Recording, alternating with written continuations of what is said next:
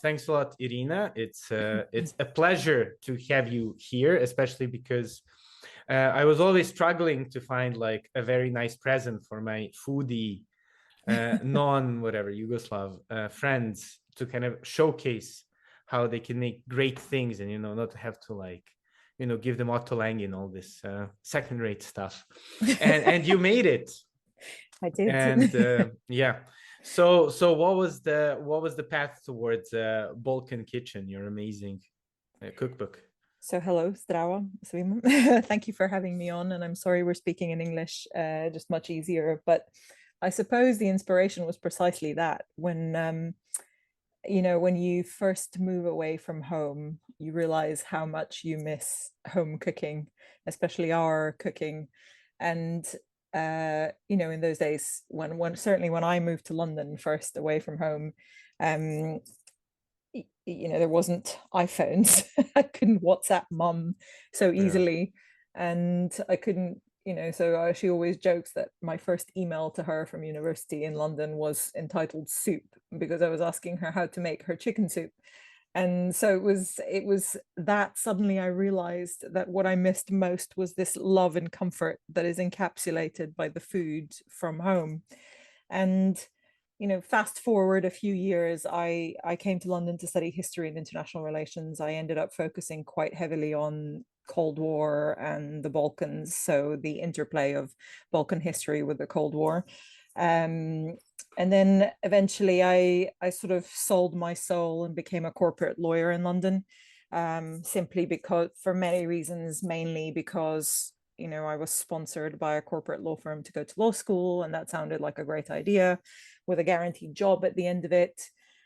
Things back home were uncertain. There were no job prospects really, so I stayed and did that. I worked as a corporate lawyer for 15 years. In the middle of all of it, around 2011, in 2011, sadly, my grandmother was killed at a pedestrian crossing by a speeding driver in the center of Skopje.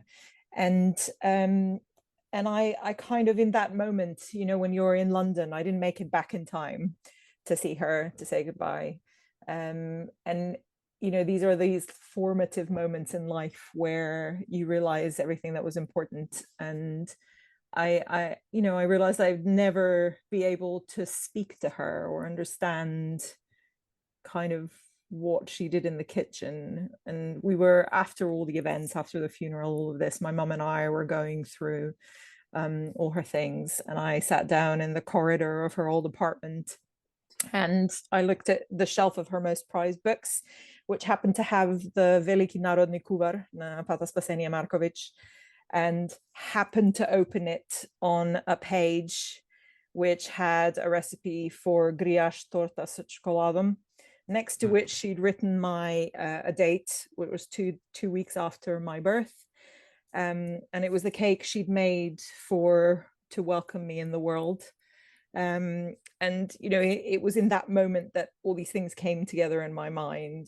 How our cuisine, there was this wonderful example of former Yugoslavia, of food, of love, of how important our food was to our culture, how interlinked it was with our history, how vital it was to all aspects of our part of the world. And I thought, well, isn't food this amazing medium through which to explore this? Because you could put so many diverse people around a table, and the thing that connects them immediately is the food. It's the easiest way into a culture. And sorry, I'm jumping back and forth a bit, but no, it's a great story. in the context of all of this, I'm a child of the 80s, early 80s, and most importantly of the Yugoslav 80s. So I lived through that late period of Yugoslavia as it started to go from the ideal of the Yugoslav dream to the economic shortages and the eventual dissolution of the country. And this Veliki Narodni Kuvar to me suddenly represented this dream, this ideal of how we could kind of unite. That was the ethos of Yugoslavia. Well, I mean, it was successful to various extent or not successful to various degrees, depending on what aspect of our history you're talking about. And it's obviously a very complicated history for all of us, but at the core of it, there was this fundamentally idealistic dream that we could all rise above our nationality, our religions, our ethnicity, and unite into a common goal. And I thought, well, isn't it incredible that this is what this Kuvar was trying to do, really. Yeah. It was feeding to this idea of building this Yugoslav society, like many other aspects of our history. But for me, food also transcended the Yugoslav project. It was much older and much deeper than that. It was something that could once again maybe remind us that there was something to celebrate here, and that there was something to remember, and that there was something to heal, I suppose, after everything that had happened. And as I say, food to me suddenly represented this wonderful way to explore that you could talk about a cuisine and you could talk about a certain dish that transcended politics, that transcended national boundaries, that transcended religion, because we all love sarma, we all love burek. There's all these commonalities and similarities. Although whether it's with meat or with cheese, it's very contentious issue in some parts with burek, but I'm joking. Yeah. No, absolutely. And, but they're in, that's where careful analysis and writing comes in, where you have to reflect that, you have to accept that, you have to say, for some, sarma is this, for some, it's this. The reality is sarma is different for every family. Everyone has a different way of doing it. Everyone has different methods. Everyone has different ingredients. But the unifying feature of it is that there is this dish that has roots across the region, and the idea of it is the uniting feature. So let's explore how and why it differentiates. And the reasons for that are many, historical, geographic, availability of ingredients, all of these things play into how a dish has adapted and developed across a region, however similar. And so I thought, in that moment of sitting in front of, my grandmother's bookshelf and thinking that, and my mother and I suddenly having to empty her spice of all her beautiful, marmalade, gem of all of that, turşia, and give them to family and friends. You realize how important our cuisine is, and how the food actually was an incredible artifact of history, how it carries all these threads of our history, of our cultural experience, of of this unique melting pot that was former Yugoslavia, and which became synonymous with the Balkans and Balkanization. And so obviously, as a historian, I understand that Yugoslavia is not the entirety of the Balkans, and the Balkans is much wider than former Yugoslavia, but but for many reasons, negative connotations, it became associated with the Balkans. And I wanted to reclaim that narrative. I wanted to turn it into something positive, something beautiful, and to use food as a medium to introduce the world to the beauty of our region, that we were more than our wars of dissolution, that actually we didn't hate each other, that actually there was a commonality to be celebrated across this region, and that there was an incredible depth and diversity in our culture, specifically our culinary culture, that could be celebrated, that should be celebrated, that was incredibly unique and special, and pointed to a very complex, very ancient history, and how, so I wanted to unpick these threads of history that had influenced the cuisine in both directions, not just coming into the region, but coming out of it. So that was really the idea. And suddenly this idea of the Balkan Kitchen, which was more than just dishes, it's how we cook, it's how we prepare food, it's how we eat seasonally, it's how we preserve and respect the land where the ingredients come from, and how we survive. So in the book, I talk about, Italy famously is associated with cucina povera, the cuisine of poverty. Well, I argue that our cuisine is one of sopravvivenza, of survival. It is very much that it's a cuisine that points to us, despite, millennia of upheaval, civilizations emerging from the area, empires coming and going across the whole region, arrivals of Slavs, of Visigoths, of Celts, you name it, it's been through the region.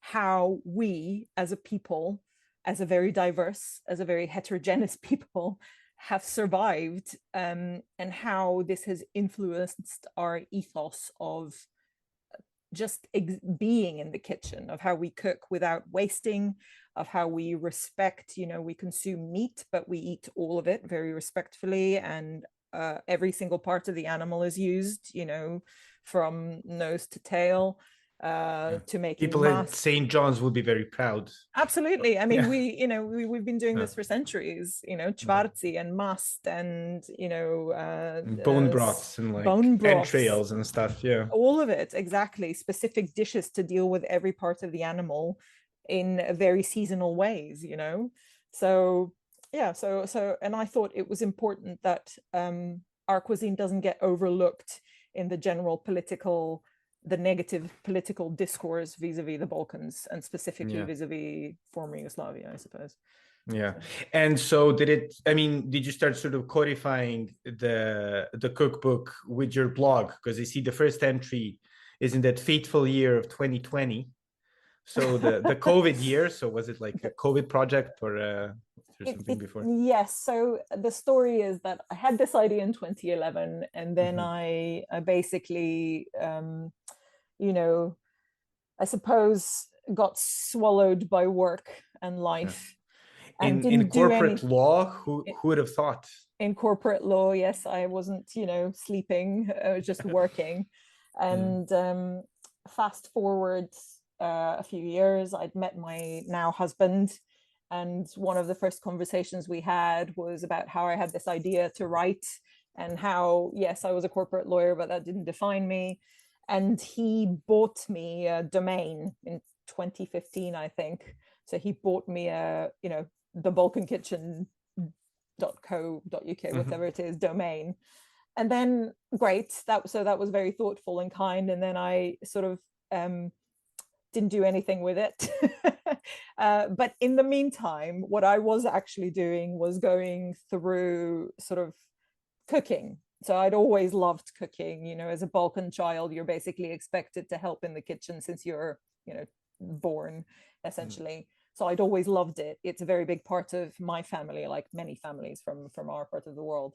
And so I was exploring dishes, and I was kind of researching and looking into it and reading widely on the subject. So I was doing non-social media related work, and then started kind of blogging, started on Instagram in 2019, when I'd finally made the decision to, okay, now is the moment.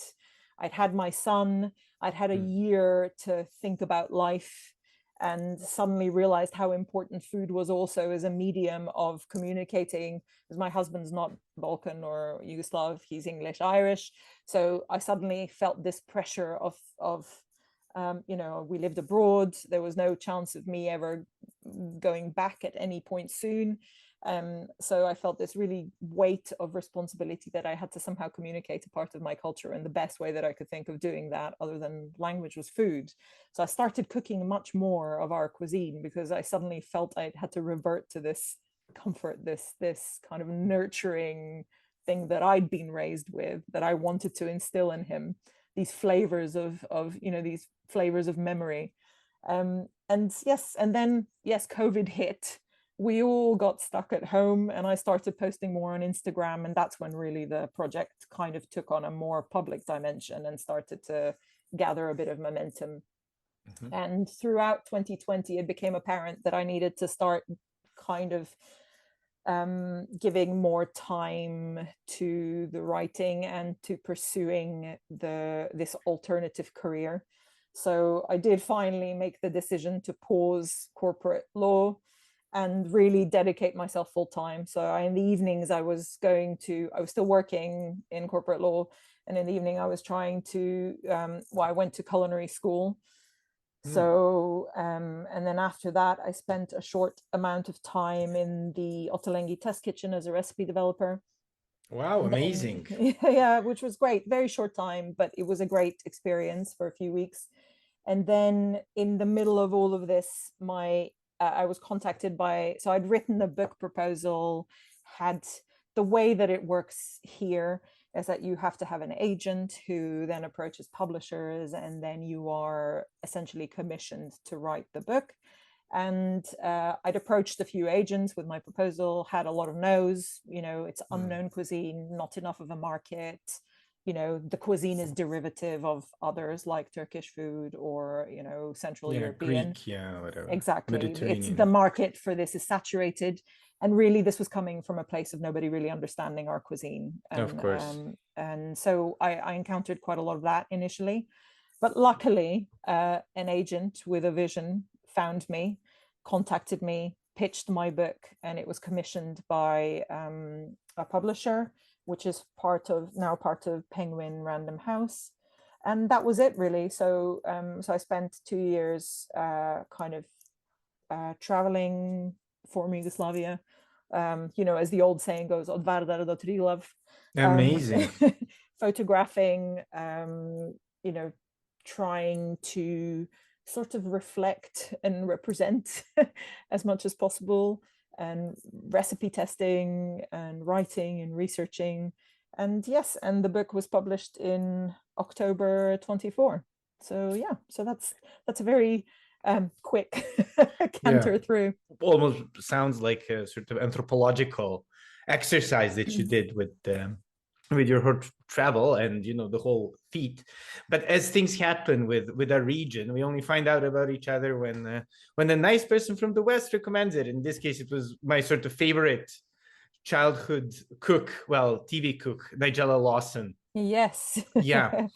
And I was like, what is this? This is like, it was actually, it's really funny because you mentioned, your grandma's passing, and one of the things my grandma used to make was these jabuki szlafelku, and which I don't think I've eaten since she passed in like 2004. And so it was very sort of like emotive for me. It's like, what, Nigella Lawson recommending my like favorite childhood dish? Yeah.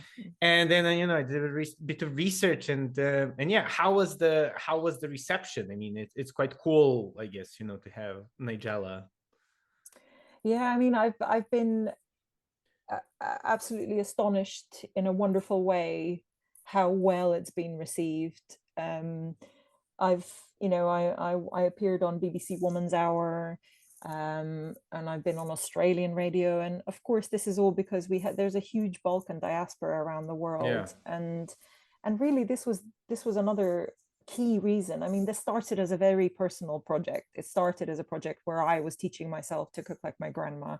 So I was following her footsteps, her notes, her recipes, talking to my mom, really trying to just document these things that I mean, I think anybody listening will know what it is. Because anytime you've tried to ask anybody in the family how they make something, they'll give you an approximation, like as much flour as it needs, or filjan kafe, like oil, a filjan, or jedna supa na lažica. And like, okay. And then you invariably try it and it doesn't work. So for us, you have to be in the room with whoever is telling you to understand what they mean, which is very difficult for those of us who have spent an extensive amount of time in the diaspora, you don't have access to that anymore. So it started from me just trying to teach myself to try and measure things. And then it kind of, as I started using social media, I realized that there was a really important need for some intergenerational transmission here, not just so not just for my sake or for my son's sake. So my story is the story of pretty much all of us really around the world, from the Balkan diaspora or from any diaspora really, but specifically for us, to document things that were changing, that we were forgetting because grandmothers, grandfathers were passing away, and we were losing that generation, and we were losing these unique kind of regional specialities or regional knowledge or old knowledge about, you know, how kind of ingredients from the Balkans were being used and so on. So I realized that there was not just a cultural significance, but that there was a need for us to preserve it. And so, you know, I felt a really great responsibility to represent for all of us, but also to try and be obviously, as I said, to be as objective as possible in doing so. You know, I was simply reflecting my findings. I was documenting what I was finding. I was trying to tell a story that would resonate with people. I was trying to honor our rich heritage. But at the same time, I was trying to make these recipes accessible internationally, to work in kitchens that wouldn't necessarily have, you know, the specialized equipment that is common in Balkan homes or the ingredients that are common in our parts of the world, but preserve this incredibly complex culinary cultural mosaic. One big problem when you're trying to like follow a cookbook is like if you've never tasted something, and I think for a lot of, well, I mean, non-Yugoslav people, they Balkan, probably haven't Yugoslavia. tasted sort of our food and have no idea how it actually tastes like in the end. So I think probably this sort of, it's a bit more difficult than, you know, most people know what pasta should taste like, or exactly.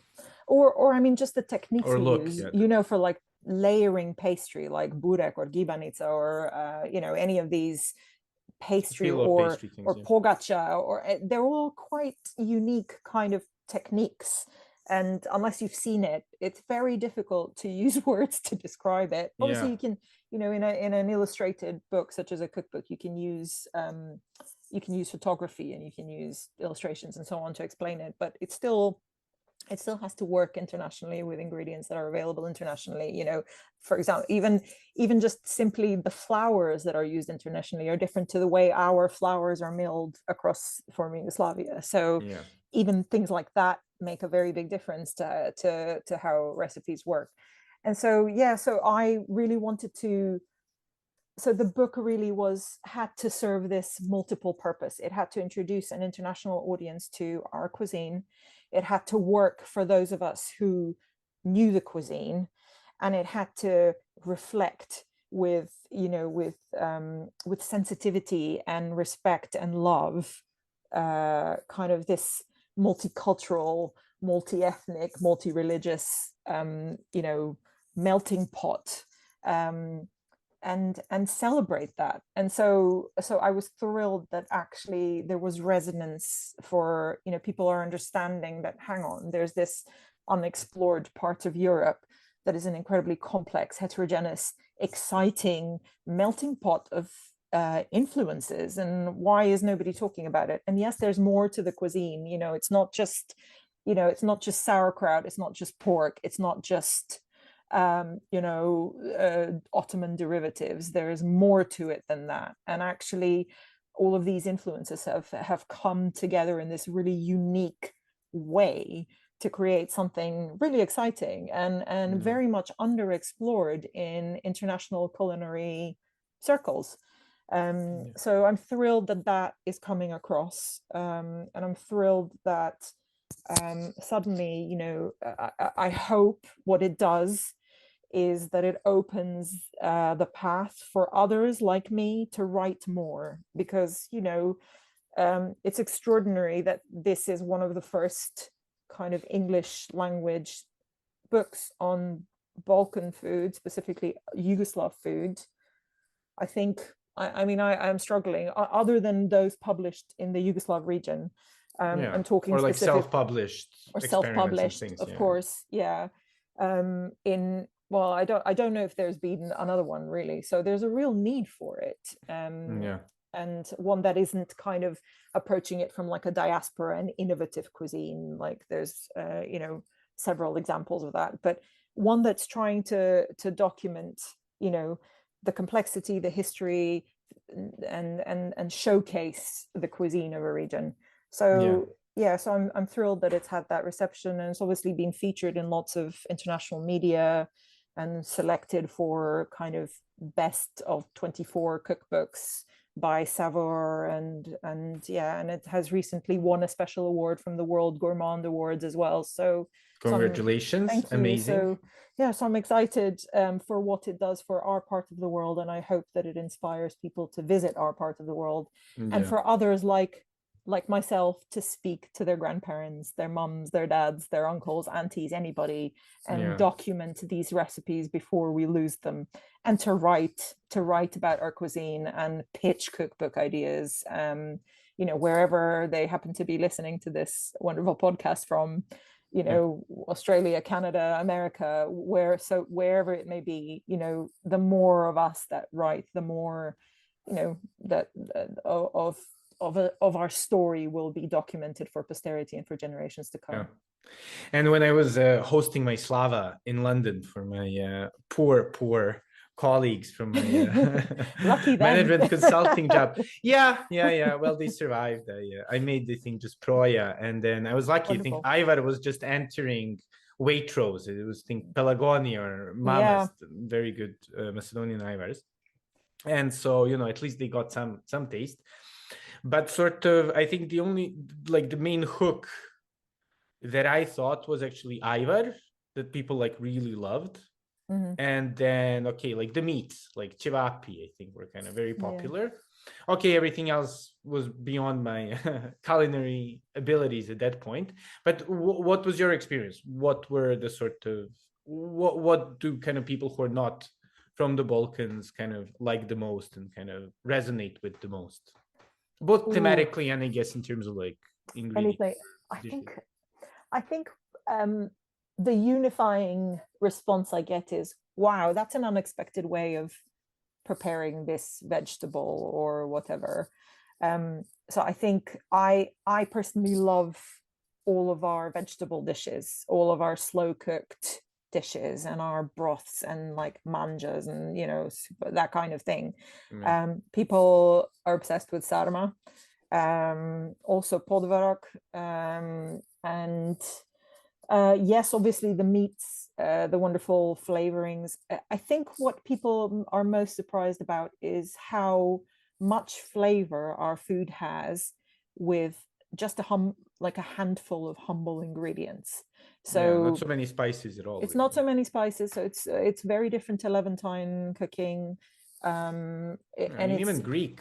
Even Greek, yeah, absolutely. I mean, for example, our moussaka doesn't use cinnamon or anything like that, and we prepare it a different way. Well, you know, different bits of former Yugoslavia prepare it in different ways, but very different to the Greek, with the souffle topping of the Salamantis developed for Greece. So yeah, it's very different, and I think, you know, and these are all ingredients that people can find. So those who are familiar, it's at the same time familiar and recognizable, but very different. So I think that's what people are pleasantly surprised by mostly. Obviously, everybody's obsessed with Ivar. I think everybody loves our pastries like kifli and gibanica and all of these, like proya, all of these lovely baked goods. Our sweets, we have an incredible variety of sitni kolači, you know, and not just hundreds of types of baklavas, and sweets and cookies and you know, cakes like krempita, and so I think it's a lovely surprise when people kind of recognize it but are surprised by a cuisine and realize there's nothing complicated here. It's all about how you treat the, you know, it's good quality ingredients cooked very inventively, you know, and respectfully, and there's nothing complex about it. It's just time, good quality ingredients, and interesting techniques, and so that is a really nice hook for people, because actually, you know, our cooking techniques are fairly straightforward. There's just a handful of tricks that you need to know, okay, you need to have wrapped sarma at least once with somebody who knows what they're doing before you try it yourself. And okay, you need a bit of practice making the doughs for the various pitas and so on. But actually, once you've done it a few times, it's not that complicated, really. So yeah, it just takes time, and yeah, and we love kind of slow cooking and using, you know, vegetables interestingly, and infusing maximum flavor with really humble ingredients. So yeah. Yeah, and so I was also wondering, I mean, you mentioned you went to a culinary school. I did, yeah. How much did that sort of help you in sort of writing the cookbook and kind of perfecting the recipes, I guess? So the reason I wanted to do that was because I had got to a point where you learn certain techniques by following recipes that you've inherited, and, you know, things that you are taught. You do things a certain way, and I wanted to understand whether there was a reason we were doing them, you know, a particular way, whether there was any, for example, or cooking for vegetables. At least in my family they did. Yes, cooking vegetables. I think for me, the most helpful aspect was things like working with dough and baking ratios. So, for example, you know, like proving and understanding how gluten development works in for pitas and things. So, you know, I wanted to understand whether there was a reason why we kind of use certain techniques and whether that made a difference. I guess I wanted, you know, coming from the kind of academic background I came in, I wanted to intellectualize the inherited wisdom of generations of women in my family, and see if I could simplify it without infuriating all the you know, the generations that came before, the aunts and godmothers and so on, and granddads and uncles and so on. So I found it really helpful, actually, because I realized that a lot of the techniques that I'd been told, or things that I'd been taught, like making supa, like making bone broth, all of that was based on very solid culinary scientific method. So and to understand that was really helpful. So, and also, you know, you have to really understand something to simplify it and really make it easy for people. So I'd always was approaching the recipes with, I'm going to do it the way I've been taught, very traditionally, very labor intensively. But also in the back of my mind, I had people like myself who had to work, had children, had to, you know, get something on the table really quickly. So how do I get to the same end point without compromising this dish and staying true to the kind of ethos or method? And so I found it very helpful in helping me choose which elements of traditional techniques had to stay, which I could kind of, you know, not so bother with. What can be discarded? Oh, I mean, you know, for example, like my favorite one is when you soak your beans for pasulyor granats, you can add some bicarbonate, and that helps it kind of soften if you're not using tetovski graf or tetovac. And if you're using international varieties that are maybe older, you can use bicarb to help you soften it faster, and it cuts the cooking time. Things like that, you know. So you don't have to soak it for 24 hours. You don't have to boil it in one water and then change it and then boil it again. Or for example, if you're making, you know, bicarbonate of soda is a magic ingredient. If you're making slatko from the green figs, from young green figs in spring, you don't have to boil it in 9 waters. You can add bicarbonate in the 4th or 5th cooking water, and then it speeds up the process. So things like that. Yeah. Or simply, you know, simply kind of ways of adding more flavor to dishes that we love, you know, like I'm trying to think of something, you know, experiments, my personal experiments with making Ivar in a small kitchen in London where I don't have the peppers for Ivar, things like that really help you understand how can I approximate this flavor to the flavor that I remember and grew up with. So Yeah. Incredible. And so, I mean, from my memory, I've been to London since I returned several times, but for understandable reasons, I tend not to go to the Balkan restaurants when I'm in London. yeah. But because thankfully I have them here. But I mean, has there been like a few additions? I know there's this great Croatian shop on the Borough Market, Yes. one place in Fulham. Yes. But yeah, I mean, it's starting. So there's a great so obviously Taste Croatia in Borough Market is still there. There's now an online delivery service called Magaza, so you can get Balkan ingredients from anywhere in the UK, which is wonderful. That certainly didn't exist when I moved to London 25 years ago. And there are a few kind of modern Balkan inspired restaurants. Like there's a lady called Elena. She runs the LSE, she's Macedonian as well. She runs the LSE Nook, which is sort of inspired by our cuisine, but with a modern Levantine twist. Interesting. There's a lady called Spasia. She runs something called Mystic Burek, and that's kind of, well, I think she's now, I think her Mystic Burek is closed, but she's opening a new restaurant, I believe. And she makes kind of modern burek. Incredible. And so I think it's starting. There's a few shops, you're right, in Fulham, in Hammersmith. There's a restaurant called Bonego, which seems to be a lovely kind of meeting point for the Balkan community. And I think you can find like small kind of food stalls around. There's a lady in Greenwich that makes lovely burek. And again, you can find more Balkan ingredients on the market as well, which is wonderful. So I live in South London, and in kind of a walking distance to me, in a 15-minute walking distance in any direction, I will have a Mediterranean shop that sells pre-packed kupus for sarma and oh, really? Yeah, and you can find wonderful. Is it imported? Sorry, or does yes, somebody make it's it? futo cabbage from Serbia. Perfect. Okay, cool. Very but good. already fermented. Okay. Yes, already fermented. So very salty and very, not Strong, yeah. not like our home ferment, but it will do in a pinch. Yeah. And you can also get kore and really nice cheeses, nice kind of smoked meats. I've even found like smoked ribs from Serbia once or twice.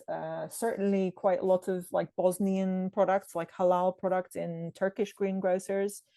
So I think it's really, I think it's starting to really. Ivar is very, very, very readily available. There are different varieties, some not so good. You mentioned Mamas and Pelagonia. They're the best you can get. I think you can get things like Granny Secret as well, and a couple of Serbian varieties. So I think because there's obviously a big Balkan community here. So there's a lot more products. There's a lot more demand. So there's a lot more products that are now entering the market. So it's the Balkan food revolution is ongoing. Exactly. We're taking over. But one thing that I tend to ask people on this podcast is sort of, because I think in the Balkans, at least, like maybe Macedonians are a bit different, but whenever you say you have this like big project that seems a bit like unlikely, usually in the family, like many people would be like, are you sure you really want to do that? Like when I started my blog, when I was sort of writing about whatever Belgrade, they were like, but who's going to read that? Like, who are you promoting this to? Sort of, I guess your partner was very positive with the whole website thing, but sort of, what was the sort of, I mean, were people generally supportive of your project? Yes, I mean, absolutely. I think in life, if you feel, and this is, unsolicited advice for anybody who's thinking about starting something, if you have this overwhelming need or desire to do something, then just do it. I think if anything, what happened with my grandmother really concentrated my mind and made me realize, you know, life is too short to worry about what other people think. If Yeah. you feel there is something that you want to do or achieve, and you have this, you know, I'm not doing this for personal gain. You don't go from corporate law to writing about food for the money or for anything. I'm doing this because I love where we come from. I love the people.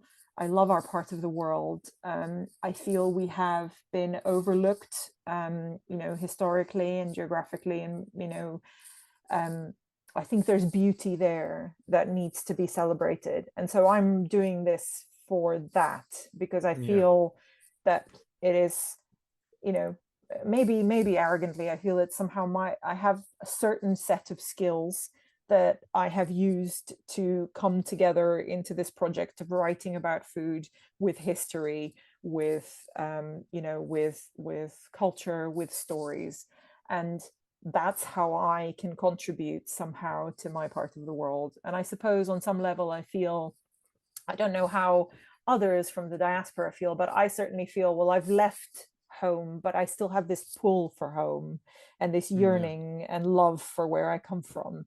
And I don't want to forget that. And I want to celebrate it. And I'm not able to change things from within. So I'm going to change them from outside where I can. And I can kind of fight this battle on this intellectual culinary level. Yeah. To shine a light to this beautiful part of the world, and you know, and it was a, I suppose, yes, everybody I know was supportive, but I almost sort of was going to do it anyway, Yeah. because I felt it needed to be done, and Mm. I felt that I could do it and contribute something, of meaning, of yeah, something for, as I say, you know, for myself, for my son, for those of us who find ourselves in this situation. And if it can help people, then great. And if it Yeah. can help our region maybe realize that we shouldn't be limited by our, you know, by our populist politicians and narrative, then we should kind of celebrate and remember the good rather than be Yeah. divided and kind of, yeah, forget certain good things. Yeah, of course. And I mean, thank you for that. That's incredible. And I guess it must have been also very interesting to decide to sort of leave, you know, a corporate career, especially corporate Yeah, law career. Those tend to be quite intense. yeah, I haven't completely left, but yes, it's Okay, okay. I'm on indefinite sabbatical. Oh, but that's But good. yes, it is a big decision, and I feel very lucky that I was in a position, you know, as I say, this was an idea that had been gestating for 10 years, and I'd been working towards being in a financial, in a personal position where I could have the luxury to do this. Yeah. So it was sort of it was a very long-term plan, and it was something that I'd been working towards a long time. Hmm. And you know, finally, as I say, COVID concentrated the mind, and I was lucky that I, at that point in time, I was in a position where I could almost pause it and focus on this project full time. So Yeah. yeah, so it is a difficult thing to leave behind. Yeah. But Yeah. yeah, And I think actually, I mean, that's actually quite impressive, because I think a lot of people just kind of continue on the, I mean, okay, some would say hamster wheel, some would say like the yeah, ladder towards something else. It's an admirable career, obviously, but I think it's good when people sort of know what their sort of calling is, or you know, just want to try something different. yeah.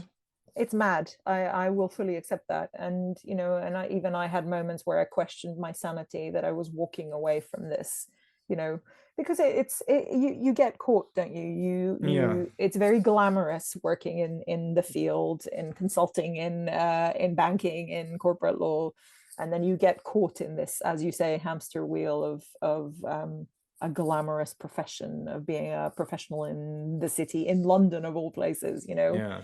And yeah, to it's a very compelling life choice, but ultimately, to me, yeah, it wasn't fulfilling.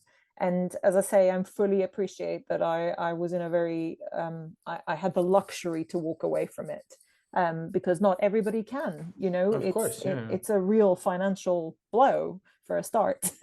Hmm. And to kind of spend 15 years building a career and suddenly say, okay, I'm going to try my hand at another one, when I'm approaching my 40s, is a bit crazy. Hmm. But as I say, when there's something that you feel you need to do with your life, um you just have to do it at some point, I believe. Yeah. Yeah. Yeah. Was something particularly helpful for you sort of during that transition? Because I have several friends who are sort of in a similar position now, kind of thinking whether to keep their, big corporate jobs or, maybe try something else, a bit more speculative. I think there's never a right time to do it, right?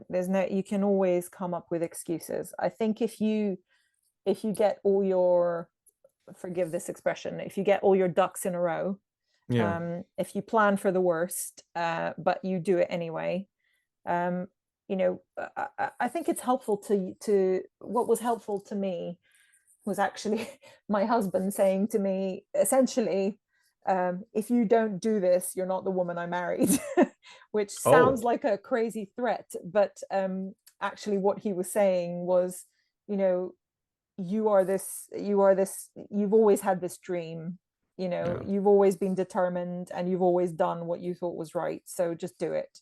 And what are you going to regret more when you're 60, 70? Are you going to regret doing it and failing, or not even trying? And if the answer is not even trying, then you just have to do it. Yeah. So that's kind of to me, that was the mindset, really, Yeah. which was, yes, I'm going to really, if I look back on my life and feel there was this thing I could have done and I didn't even try, then that would have meant I somehow, failed my dream. So yeah. Yeah, yeah. And yeah, and I mean, despite all the trappings of whatever corporate London life, kind of going around, the Balkans is not too shabby either, or, can No, be very nice. it's a great So job. yeah. So what I was love it. what was maybe the most sort of surprising thing you've learned during your trip, or like a very interesting anecdote? Oh, so many. Yeah. Um, I suppose one of my favorite, and this is a story in the book itself, and this was something that happened before I even, well, around the time where I'd kind of decided to write the book. So very early on, in some way or another, I'd been traveling our part of the world for many, many years. Um, I was doing an open water swim in Kotor, in the Bay of Kotor, and we stayed with this lovely lady in Perast, and I was with a group of kind of international people, and she made ushtipsi. So like Yeah, yeah. not leskovetsky, not the The meat, dough but balls, sort of the the fried dough dough balls. balls, Yeah, yeah. exactly. Fritule or priganica, however you call them. Yeah. In Montenegro, priganica. Priganice, yeah. And I tried one and I said to her, this taste, because she was speaking English. So I said to her, for the benefit of the international people, I was like, Audience. these taste like my grandma's ones. And it was very recently after my grandma had passed. And she just said, Patisi nasha, like, you are ours. And it was this lovely moment where, I was from Macedonia, she was from Montenegro, and there was no thought to nationality or anything. She was like, no, you are ours. And it was this sense of belonging. So I suppose it wasn't surprising, but it was really nice that I had that everywhere I went. I went to Valjevo and had a wonderful conversation with somebody making duvan schwarzi about how my great uncle used to make them. And then I found this lovely, lovely grandmother in a market in Pula, in Istria, who told me her recipe for making omelette with sparroge. So like an Asparagus. artichoke, Ah, artichoke. sorry, asparagus omelette. And you know, and everywhere I went, when I said what I was doing, and everybody kind of felt a commonality, and it was like, yes, of course, our cuisine is amazing.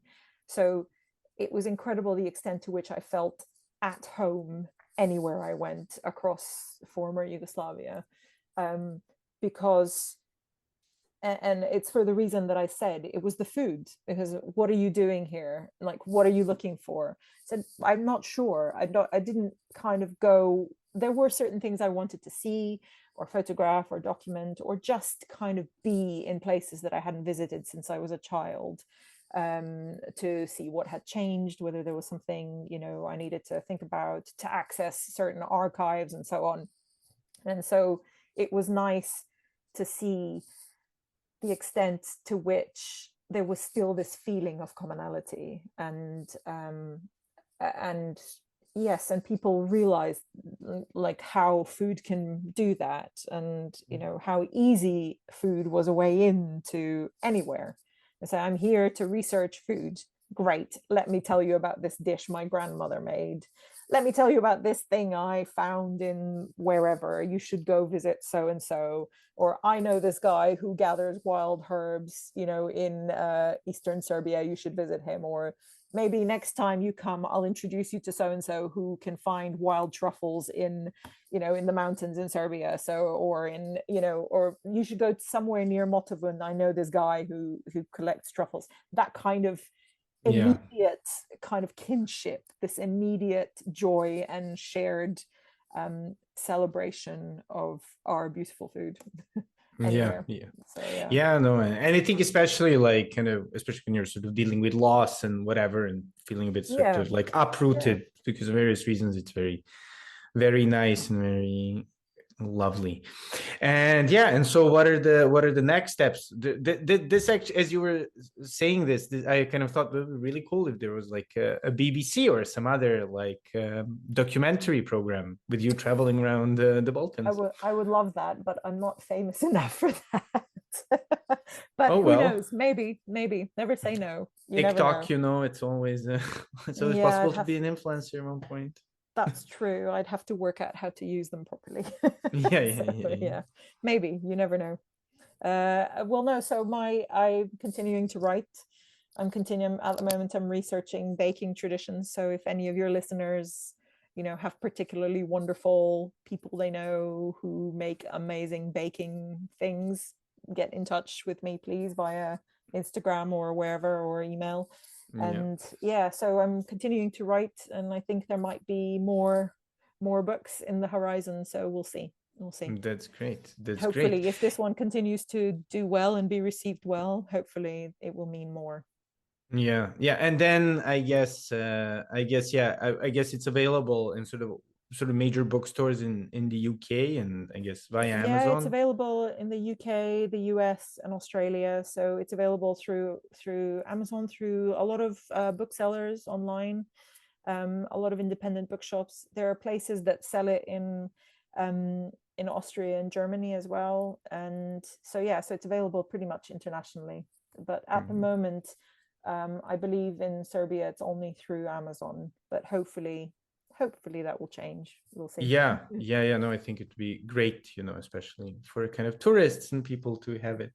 And but I hope to come back to Belgrade and maybe do something now the book is published. So hopefully there will be maybe like at least an event or a talk or something in Belgrade soon. Keep us posted, obviously. I'll have all the links below. And and maybe one final question, because I guess we're running up on time, is did you manage to smuggle in some of the sort of, you know, whatever Balkan Yugoslav fare in the Ottolenghi test kitchen? I'm a big fan. I was joking initially, obviously. I love Ottolenghi. No, I did. There is a pita recipe in Ottolenghi's Guardian column, and a few other things. So there definitely was a few Balkan inspired dishes. You're not planning to be a competition, open your own Irina test kitchen. Well, maybe test kitchen, or even better, like one of these lovely bistros, or Maybe never husband. say no. You never Never know. say no. I Okay. think when with a small child, it's a bit difficult. The hours are just as bad as corporate law, but we'll see. Yeah. Well, Maybe. you get him in the kitchen and get some free labor out of him. So Exactly. Yeah, he's almost old enough to do that. So yeah, you're right. precisely. And those little hands. Exactly perfect for shelling, peeling walnuts or grinding. That's certainly what I had to do when I was a kid. And precisely. Well, thanks a lot, Irina. Thank you Anything very else you'd much. like to share with the audience? No, I'm just going to reiterate my point, which is speak to your elders, speak to your family, and get them to explain things to you and write things down before we lose them. And Yeah. if they can't tell you exact things, just film them. The joy is these days we have video, so make sure you kind of document the making things before we forget and before we lose it. So Yeah. yeah, it's one of our greatest cultural wealths, our cuisine. And yeah, I think it's a wonderful way to celebrate, and it's a wonderful way to invite people and to build ecotourism into the region. So it's a wonderful, wonderful thing to celebrate.